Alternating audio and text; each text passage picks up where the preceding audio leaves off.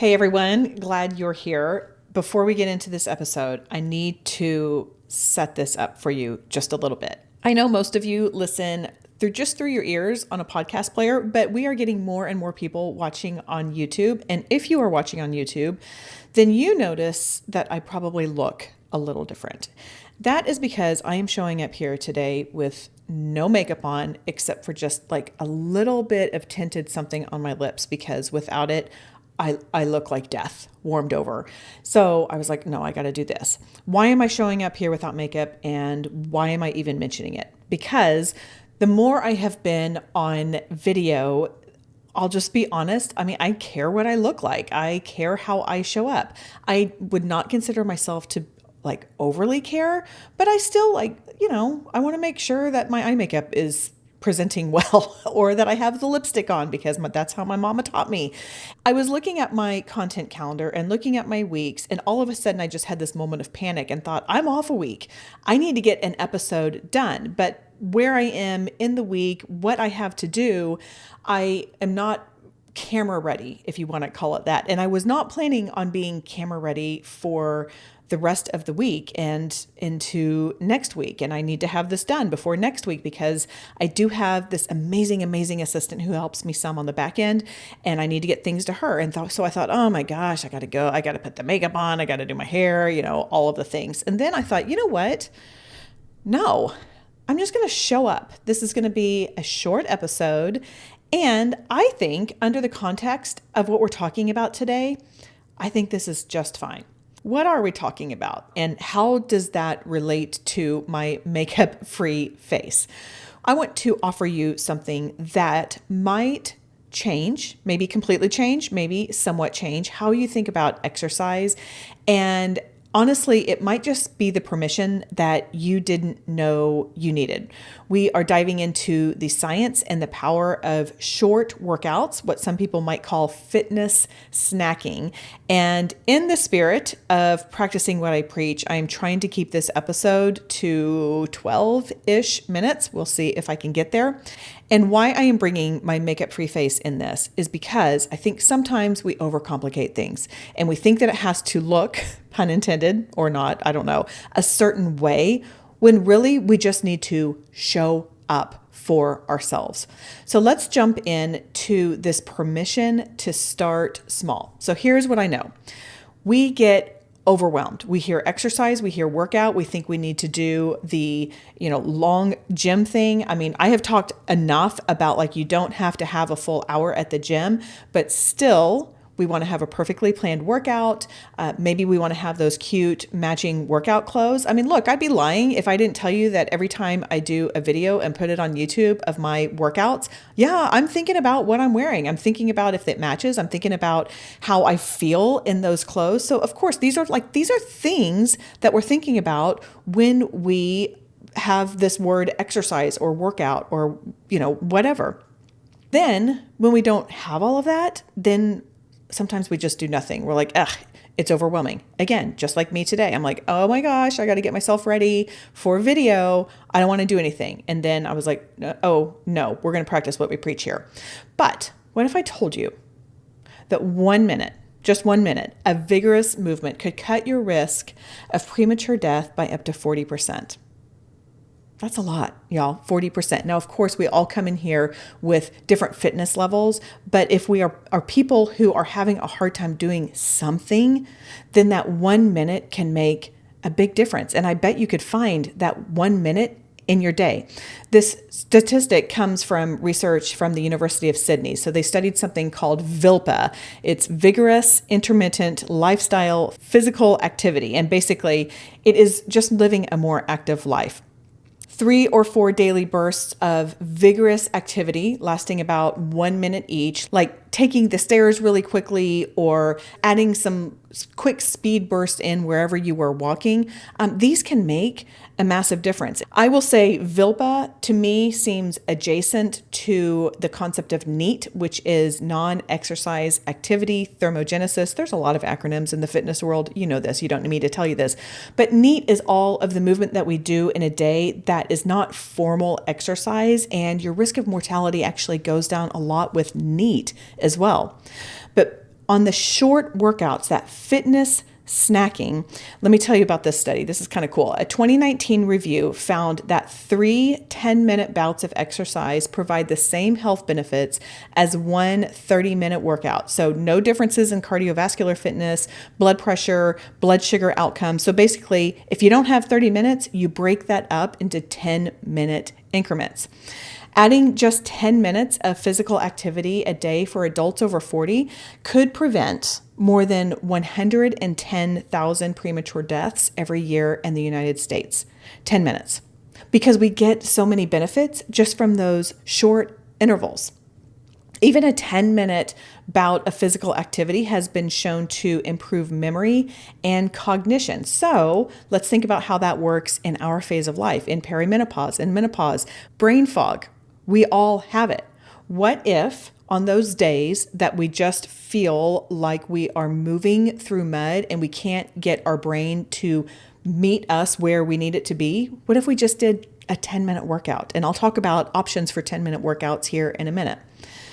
Research also shows that older adults have better blood sugar control when they take a short walk after meals compared to one 45-minute walk a day. So if you can, after you have your meal, go for a 10-minute walk.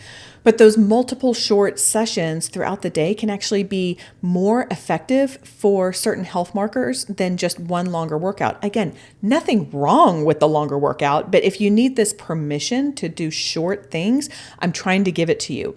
This is one of those episodes where I want you to take what works for you and leave the rest. Actually, all of my episodes are like that. But I'm really coming here because I know that sometimes we think, oh gosh, I don't have time to do a whole workout, so I'm just not going to do anything.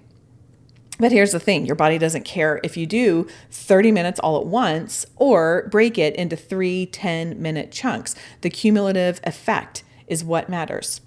So there's 3 reasons that these short workouts can be so powerful. Number 1, it's a low barrier to entry. 10 minutes isn't intimidating.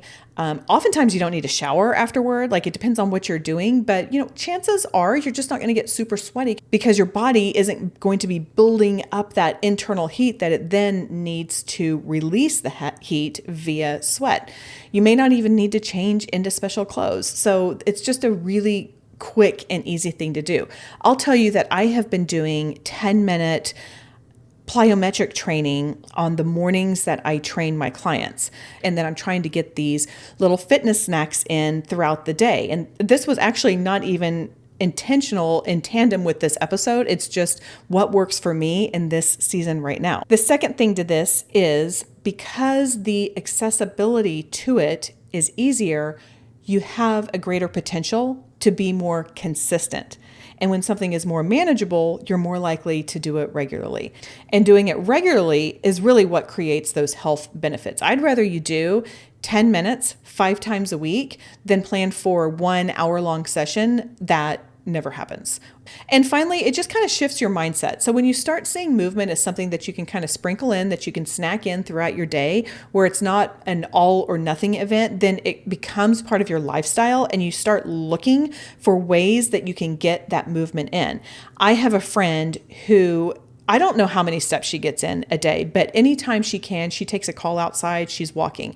She just constantly is looking for ways to incorporate movement into her world because she doesn't have as much time with her business and with her schedule to do a really solid chunk. It's the mindset of, I have a little bit of time. What can I do a little bit rather than nothing of a lot? So how do we do this? What are some practical ways of doing this? Option 1 is you just take your everyday movements and do a little bit more of them. Maybe you go up and down the stairs a couple times rather than just one time. Maybe if your knees feel up to it, you can do squats while you brush your teeth, or while you wait for your coffee to brew. I will say, only do this if it feels right to you and it doesn't flip that switch into obsessive behavior, which many of us are trying to get out of. Or maybe you do some wall push-ups or counter push-ups while something's in the microwave. Maybe you just get on the phone and you're walking briskly around your house, or do like my girlfriend does and go outside, put the earbuds in, go outside and take the call out there. But these little things are just kind of everyday movements. Another option, again, I want you to discern what is right for you, but can you set some alarms throughout the day? Maybe every couple of hours, can you just do a quick burst and move in a way that you really like to do a dance party? And I got to pause and say this thing about this dance party. This is a wonderful thing to do. I come to you telling you this. I don't ever do this. And I grew up dancing and I love dancing, but I feel like a total goofball. So, but I don't want to not say it, because you may love a dance party and you may have people in your world who you would love to do a dance party with. But I feel like, in full disclosure, I just need to tell you, I don't do a dance party. I remember one time I was watching the Ellen Show a bajillion years ago, and I got up and I danced with whatever the band that they had. And I felt like a goofball. I'm not saying you're a goofball if you do it. I just need to be honest here about the dance party. But anyway, you get what I'm saying here. Every few hours, just remind yourself and be kind to your future self by setting that alarm of like, oh, I got to move. Because how many of us get in that zone and we're like, okay, let's go. And then we forget that we need to drink our water and pee and move.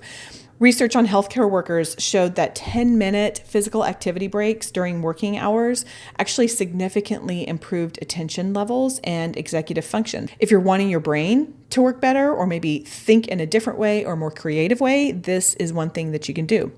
Option 3, I mentioned a second ago, you can take a post-meal walk. Just that 10 minutes helps regulate your blood sugar. It aids digestion. It gives you mental clarity.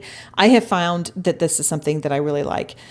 Finally, option 4 is follow a quick workout video. I have been slowly putting out 10-minute workouts on my YouTube channel. It's just at Amy Connell, with the plan that I was going to release this episode. I was also inspired by this same friend who I was just talking about a second ago. She and her sister would exchange 10-minute videos on YouTube every day. My understanding is they would alternate days and they would share it with each other. And it was just their own little club where they would both do the workout. They would say done. And then the next day, the other one would do it. And it was kind of a fun little accountability thing for them. And my videos are all over the place, honestly. Some are full body strength, some are core focused, or core and pulling. You know how important pulling is. Some are lower body. And it's just a way for you to get that fitness snack. Another option I have found, if you have Apple Fitness Plus, is there are some great workouts on there that you can filter down by time limit. So you can go on there and say, I just want something that is 10 minutes long, and they have all kinds of different formats. That is another option if you are just looking for like, I want someone to tell me what to do. I don't want to have to come up with a whole like workout plan, even if it's for 10 minutes. That's another great option as well. And of course, you can just go to YouTube and search in 10-minute videos, but do know that the ones that I'm creating and that I'm putting out there are specifically designed for women in perimenopause and beyond.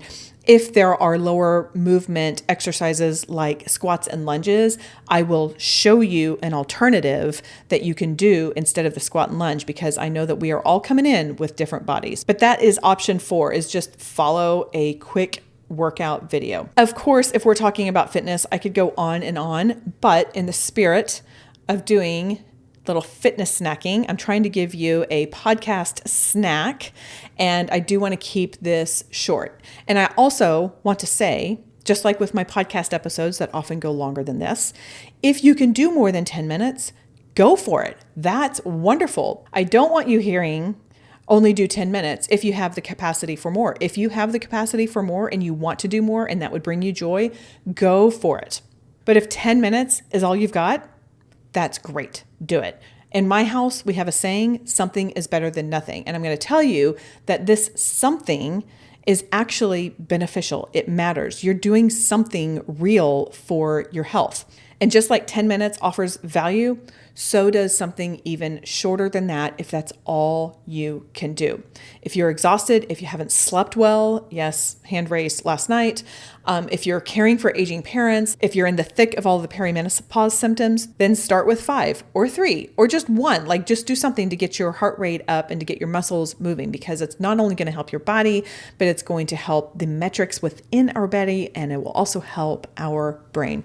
There is no shame in fitness snacking. And just like snacking in between meals can keep our blood sugar stabilized if we are dipping low, it can provide us energy to keep going until the next meal. Those fitness snacks can do that as well. Okay, that's all for today. Go out there and have a great day.